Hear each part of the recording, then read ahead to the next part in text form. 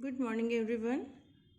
Last class में हमने BCom second year cost accounting, इसकी लास्ट क्लास में क्या पढ़ा था हमने? लेबर टर्नओवर, श्रम निकासी दर पढ़ रहे थे हम।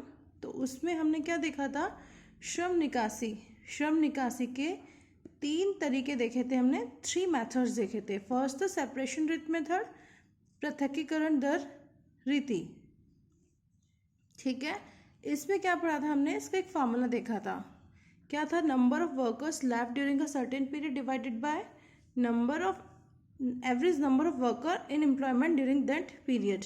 ठीक है, तो अब इसमें देखो, हम इसका क्वेश्चन करने जा रहे हैं। एग्जाम्पल देखते हैं। इसमें क्या होगा कि वो संस्था है जहाँ पे वर्कर्स हमारी फैक्ट्री में वर्क कर रहे हैं, उस संस्था में कितने वर्कर्स काम को छोड़कर जाते हैं, कितने श्रमिक काम को छोड़कर जा रहे हैं, डिवाइड किससे करना है? Average number of worker. Average number of worker कैसे होता है? ओपनिंग मतलब वर्ष के प्रथम दिन कितने वर्ष, आप अगर वर्ष का निकालते हो वर्ष, तिमाही का निकाल रहे हो तिमाही, और अगर 6 महीने का निकाल रहे हो तो 6 महीने का। ठीक है ना, जिस आधार पे आप ये एवरेज कैलकुलेट कर रहे हो, जो भी आपको ये डेटा दिया हुआ है, अगर 6 मंथ का कैलकुलेट करना है तो यहाँ क्या 6 मंथ का डेटा आएगा एवरेज नंबर। तो क्या होगा, जो भी पीरियड दिया हुआ है आपको, उसका फर्स्ट डे, उसके ओपनिंग पर आपके पास कितने वर्कर्स थे, और उसके लास्ट डे, लास्ट मोमेंट पर आपके पास कितने वर्कर्स थे। तो opening plus closing divided by 2, तो ये क्या आ जाएगा? आपका एवरेज नंबर ऑफ वर्कर्स आ जाएगा उस पीरियड का। ठीक है, अभी हम देखते हैं, इसका एक एग्जाम्पल देखते हैं। किसी उत्पादन गृह में वर्ष के प्रारंभ में 1500 श्रमिक और वर्ष के अंत में 2250 श्रमिक कार्य करते थे। कितना हुआ प्रारंभ में? ओपनिंग कितना है? 1500, क्लोजिंग कितना हुआ? 2250। ठीक है, वर्ष में कितना? 40 श्रमिक कार्य से पृथक कर दिए गए और 35 श्रमिकों ने स्वेच्छा से संस्था को त्याग दिया। तो क्या हुआ? 40 जो थे वर्कर्स, 40 श्रमिक, उनको तो हमने काम से हटा दिया, और 35 क्या खुद से ही चले गए, वो अपनी इच्छा से उन्होंने क्या किया? वर्क छोड़ के चले गए। तो यहाँ पे लेफ्ट कितना है? 40 + 35 75। तो क्या हुआ? Number of workers left. ठीक है, तो क्योंकि इनको तो हमने निकाला और ये खुद से चले गए, तो लेफ्ट टोटल कितना आ रहा है? टोटल संस्था छोड़ के जाने वाले कितने हैं? 75 divided by average number of workers. कैसे करेंगे, कैसे कैलकुलेट करेंगे? 1500 + 2250 2250 डिवाइडेड बाय 2 का भाग लग जाएगा। तो क्या आ जाएगा आपका? इसका एवरेज नंबर आ जाएगा। इसको 100 से मल्टीप्लाई कर देंगे पूरे फॉर्मूला को। देखो, इसमें ये आपका क्वेश्चन गिवन है। In a manufacturing concern there were 1500 employees in beginning of the year, while there were 2250 employees at the end of the year. During the year, 40 employees were retrenched and 35 employees resigned from service. Find labor turnover rate by separation rate method. तो solution कैसे होगा? आपको बताया मैंने अभी, ये labour turnover rate कैसे calculate करना है। 75 तो हो गया था, कैसे? 40 + 40 + 35, ये आ गया था 75, 40 + 35 डिवाइडेड बाय, ये कैसे होगा? 1500 + 2250, किसका भाग लगना है? 2 का। क्या आएगा? वर्ष में श्रमिकों की औसत संख्या 1875 आ गया। तो 75 ये डिवाइडेड बाय 1875, मल्टीप्लाई करना है 100 से। 4% क्या आ गया आपका? Labour turnover rate. ठीक है, ये आपका हो गया सेपरेशन रेट मेथड से लेबर टर्नओवर रेट इस तरह से कैलकुलेट करेंगे। अब अगला हम देखते हैं सेकंड, इसमें कौन सा था method? Replacement rate method. Replacement का मतलब क्या होता है? पुराने की जगह नया लेना, नए को अपॉइंट करना।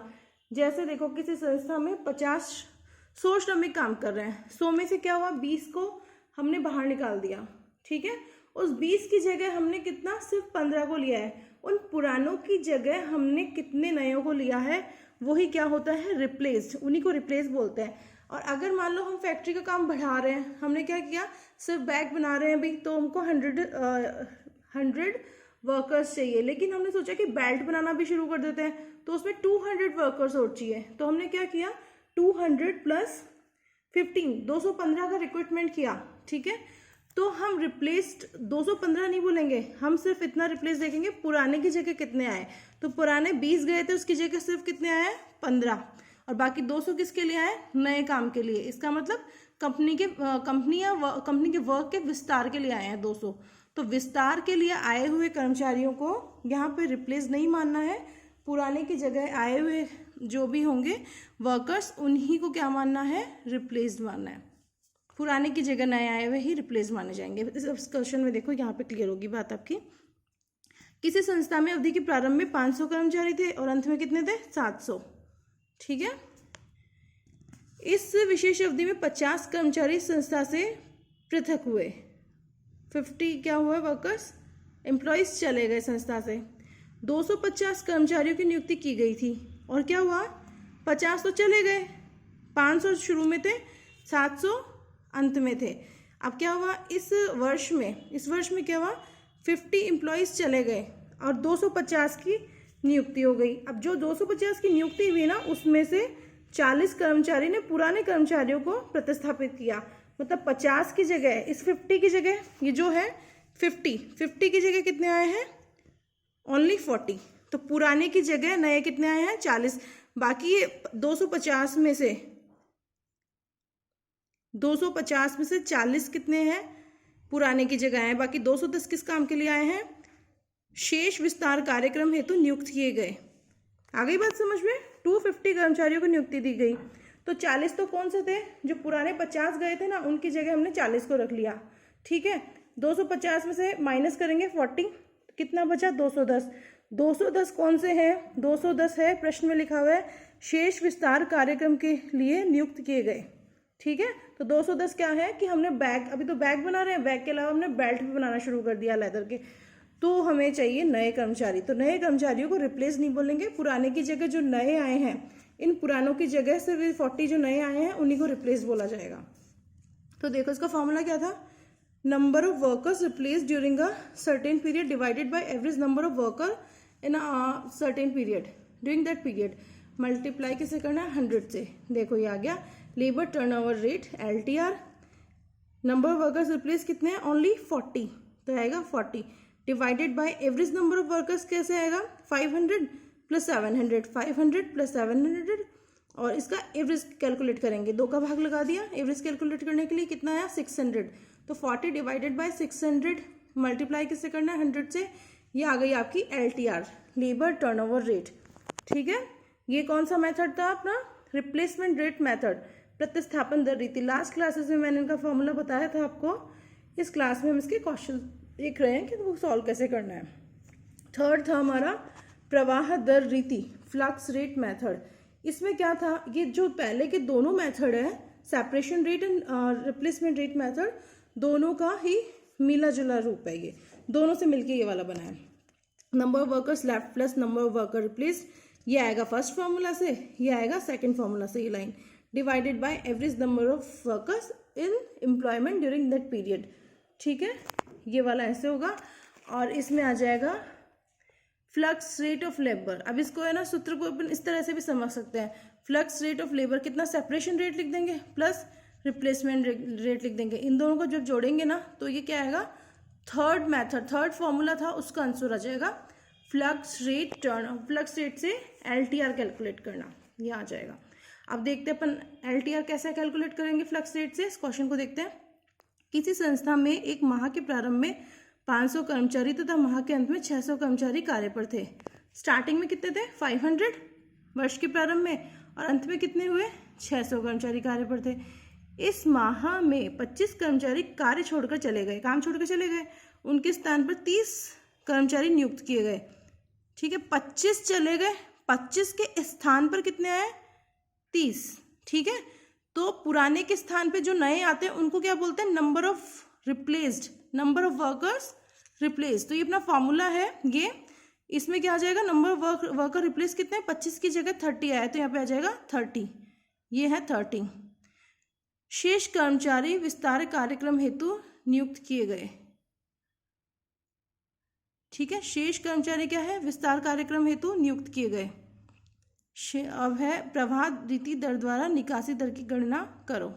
तो देखो, छोड़कर कितने गए कार्य, 25, तो नंबर ऑफ वर्कर्स लेफ्ट हुए 25। ठीक है, पुराने की जगह नयों को कितने नियुक्त किया, 30। तो ये आ गया नंबर ऑफ वर्कर्स रिप्लेस, तो यहाँ पे 25 आ गया प्लस 30 आ गया, इन दोनों जगह लेफ्ट 25 है, वर्कर रिप्लेस कितने हुए 30 divided by average number of worker, कैसे आएगा 500 प्लस 600, इसमें किसका भाग देंगे 2 का, ठीक है ना, ये इंटू 1/2 का मतलब यही है, तो ये दोनों को ऐड करेंगे 1100 में 2 का भाग दिए तो 550, तो 25 प्लस 30 बटा 550 इंटू 100, 55 बटा 550 इंटू 100, ये क्या आ जाएगा 10%, ठीक है, ये कितना आ जाएगा अपना 10%, फ्लक्स रेट मेथड से आ गया। और अगर आपको एक क्वेश्चन, इस क्वेश्चन में अगर आपको तीनों कैलकुलेट करने को कहा जाता, इस क्वेश्चन में अगर आपको सेपरेशन रेट मेथड का फॉर्मूला भी अप्लाई करना है, रिप्लेसमेंट का भी करना है, फ्लक्स रेट का भी करना है, तीनों का कैलकुलेट करके देखते हैं आप, और फिर बाद में क्या करते हैं, तीनों को कैलकुलेट करके देखते हैं तीनों फॉर्मूला से, लास्ट में ये कौन सा है, ये है टेस्ट के लिए, ये है कि आपका आंसर सही तो है उसको चेक करने के लिए। तो सेपरेशन रेट वो की मेथड से LTR लिखना है यहाँ पे, रिप्लेसमेंट रेट मेथड से LTR लिखना है यहाँ पे, इन दोनों को ऐड करना, ये हमेशा फ्लक्स रेट मेथड की LTR है 10%, उसके बराबर आएगी। तो ये आपके लिए क्या है, होमवर्क है, आज आपको क्या करना है, ये जो इलस्ट्रेशन नंबर 5.3 है, इलस्ट्रेशन नंबर 5.3, उससे separation rate method, replacement rate method and flux rate method, तीनों से सॉल्व करना है आपको, इससे तीनों ही मेथड से क्या करना है, श्रम निकासी दर ज्ञात करनी है, और उसके बाद में क्या करना है, ये जो है आंसर चेक करने के लिए जो ये है इक्वेशन, इसमें पुट करके देखना, फर्स्ट मेथड का आंसर यहाँ लिखना, सेकंड मेथड का आंसर यहाँ लिखना, दोनों को जोड़ना, अगर दोनों की जोड़ फ्लक्स रेट मेथड इसके बराबर आती है तो मतलब आपका क्वेश्चन सही है, और अगर नहीं आती है तो आप मुझे ये क्वेश्चन पूछ सकते हैं, मैं तीनों मेथड से आपको सॉल्व करके ये वाला क्वेश्चन बता दूंगी। Okay, thank you.